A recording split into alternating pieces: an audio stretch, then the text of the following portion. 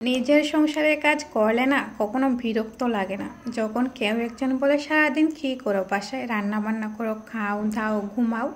আসলেই কি মেয়েরা বাসায় কোনো কাজ করে না, শুধু কি রান্না বান্না করে? আচ্ছা, তাহলে বাসার এই সমস্ত কাজগুলো কারা করে? সো হ্যালো এভরিওয়ান, আসসালামু আলাইকুম। কী অবস্থা সবাই কেমন আছেন? আশা করছি আপনারা সবাই ভালো আছেন। আপনাদের সবাইকে আমার ডেইলি ব্লগে স্বাগতম। আজ আমি সারাটা দিন কী করলাম সব শেয়ার করব এই ভিডিওর মাধ্যমে।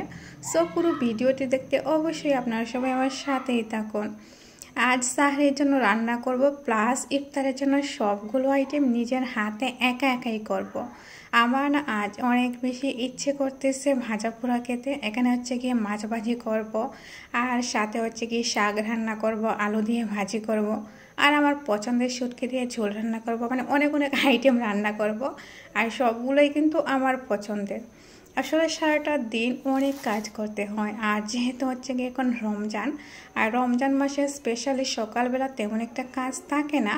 তবে হচ্ছে গিয়ে মানে নামাজ পড়ার পর না শুরু হয় কাজ।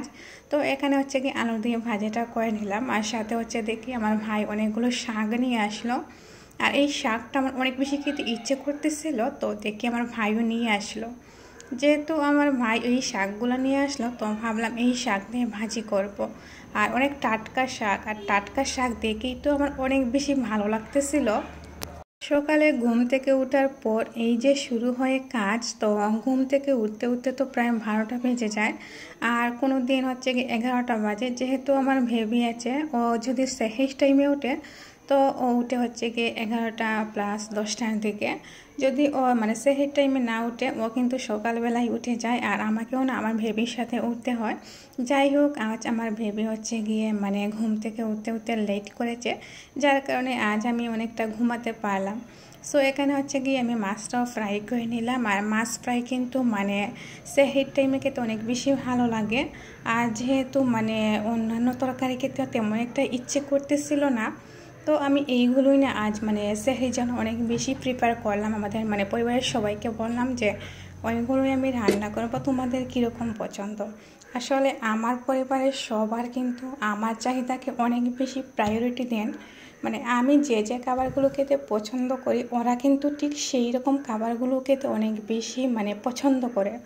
মানে আমার রুচি আর আমাদের ফ্যামিলির সবার রুচি কিন্তু একই রকম। তো এখানে লাল লাল করে আমি রসুনগুলোকে ফ্রাই করে নিচ্ছি, আর সাথে হচ্ছে কি আমি এখন মানে শাকগুলো দিয়ে দিব। আসলে আমাদের সমাজ সংসারে এমন অনেক পাবলিক আছে যারা এসে বলবে সারাটা দিন তুমি কী করো, এই তো খাও দাও ঘুমাও, আর কি কোনো কাজ আছে? আসলে আমরা যদি খাই দাই ঘুমাই, তাহলে এই সমস্ত কাজগুলো কে করে? ঘরের টুকিটাকি কাজ থেকে শুরু করে রান্না বান্না সমস্ত যাবতীয় কাজ তো একা হাতে সামলাতে হয়।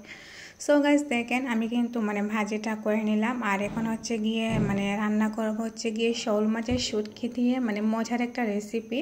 সো সবগুলো মানে আইটেম একসাথে মাখিয়ে তারপর কিন্তু রান্নাটা বসিয়ে দিব।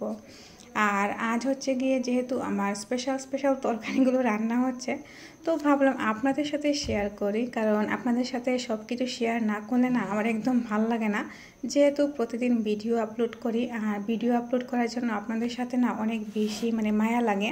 কারণ প্রত্যেক দিন ভিডিও আপলোড করতে যদি একদিন মিস হয়ে যায়, খুব বেশি খারাপ লাগে। যার কারণে প্রত্যেক দিন হচ্ছে গিয়ে আমি ভিডিওগুলো আপলোড করার ট্রাই করি, মানে যতটুকু সম্ভব। সো এখানে হচ্ছে গিয়ে মানে শোল মাছের দিয়ে একটা মানে শুটকির ঝোল রান্না করলাম। তো আপনারা কিন্তু একবার হলেও ট্রাই করবেন, যদি আপনাদের কিছুটা হলে উপকারে আসেন। আই হোপ আপনাদের অনেক বেশি ভালো লাগবে। তো এখানে হচ্ছে গিয়ে দেখেন কিছু মাছ নিয়ে আসা হলো, আর এই মাছ না অনেকটাই টাটকা ছিল। আর এগুলো হচ্ছে দেশি পুকুরের মাছ, আর দেশি পুকুরের মাছ দিয়ে আমি হচ্ছে গিয়ে রান্না করব হচ্ছে শিম। আর শিমটা হচ্ছে গিয়ে মূলত আমাদের নিজেদের গাছের শিম, আর নিজেদের গাছের শিম দিয়ে রান্না করলে তো বুঝতেই পারছেন অনেক বেশি স্বাদও হয়।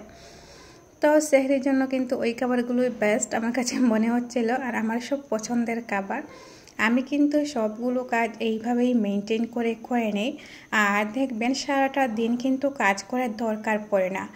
যদি মানে 2-3 ঘন্টা একসাথে কাজ করা হয়, পুরো সংসারের কাজগুলো না মানে করা যায়। তো আমি কিন্তু মানে একসাথে কিন্তু সবগুলো কাজ করে নেই, মানে কতক্ষণ মানে রেস্ট নিয়ে কতক্ষণ কাজ করবো এরকম অভ্যাস আমার নয়। আমার মানে যতটুকু কাজ সবগুলো কাজ করে তারপর কিন্তু রেস্টে চলে যায়। তো এখানে হচ্ছে গিয়ে আমি যেহেতু শিম দিয়ে মানে মাছ রান্না করব, তো ভাবলাম যে আগে মশলাটা এইভাবে মানে একসাথে পানি দিয়ে মিক্স করে তারপর হচ্ছে গিয়ে রান্না করব। তো আমি কিন্তু এইভাবেই, আমার আম্মু তো আমাকে সব সময় বলেন যে একসাথে কাজগুলো করে নাও তারপর গিয়ে রেস্ট নেবে। তো আম্মুর কথা মতো এইভাবে কাজ করতে করতে না আমার হ্যাবিটে পরিণত হয়ে গিয়েছে। তো আজ আমি কিন্তু মশলা করে তারপর হচ্ছে গিয়ে রান্না করব। যেহেতু প্রত্যেক দিন একইভাবে রান্না করি, তো ভাবলাম আজ হচ্ছে গিয়ে মশলাটা ঘোলে তারপর রান্না করব, দেখি কীরকম হয় স্বাদটা। তো আমি এখানে হচ্ছে গিয়ে বাগারটা দিয়ে দিলাম আর একটু মানে লাল লাল করে ফ্রাই করে নিতেছিলাম আর কি, মানে অনেক বেশি কষিয়েছিলাম। আর কষানো মশলায় রান্নার স্বাদটাও কিন্তু অসাধারণ হয়। তো তারপর আমি শিমটাও দিয়ে দিলাম, আর শিমগুলো আমি এইভাবেই রান্না করি মূলত। তো যাই হোক, এখন হচ্ছে গিয়ে আমি বেগুনির জন্য একটা ডো বানিয়ে নিচ্ছি, যেহেতু ইফতারের টাইমও হয়ে যাচ্ছিলো। তো ভাবলাম যে বেগুনির জন্য ডোটাও বানিয়ে নেই।